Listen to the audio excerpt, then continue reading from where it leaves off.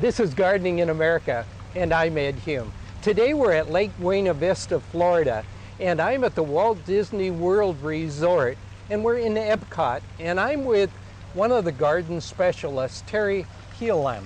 Terry, how you doing? What part of the garden are we in? The portion of World Showcase that we're in at the moment is the Canada Pavilion. And this is a garden that would be probably duplicated in Canada, wouldn't it? Absolutely, yeah. And aspects of that, including the mountain which is behind us, is taken from those parts of Canada.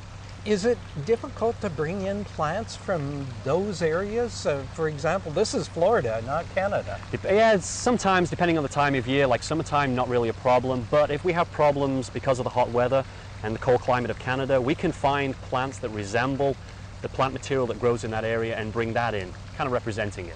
And how many different countries do you have represented here at Epcot? There is 11. 11 different ones.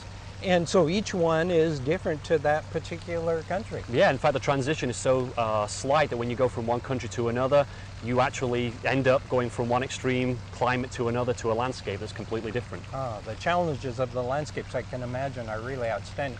Do you have different designers for each of the areas? Or? Yeah, basically we have the horticultural architect who gets with, well, we're with the countries, those representatives that basically come from their homeland and chat with us and give us some ideas as to what we want to focus on so that we give a proper presentation of that country so it's represented correctly. Now, are these displays changed every year or several times a year? Mainly the annuals, they're seasonal, so you'll have the summer and spring, fall, winter, and then if you have special occasions like Christmas, Thanksgiving, we'll then design the landscape around those. Now, you have coming up next spring the International Flower and Garden Show here at Epcot. Tell us a little bit about that. It's a fabulous show that basically explodes with an explosion of flowers all around Epcot. There's no one specific area. When the guests first walk in the toll plaza and come in through the turnstiles, boom, they're in the flower festival.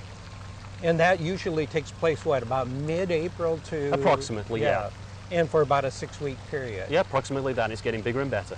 And I understand you also have some outstanding speakers from throughout the country and experts that can help the home gardener with some of their problems. Absolutely, because a lot of the guests that come to see us, they want to focus on maybe an aspect of their landscaping or creative ideas that they focus on, bonsai, for instance, maybe turf, annuals. So we have these speakers fly in and they give their talks. How long does it take to prepare for the festival? Approximately a year. You can bet as soon as the festival is finished that day, they're planning for the following year.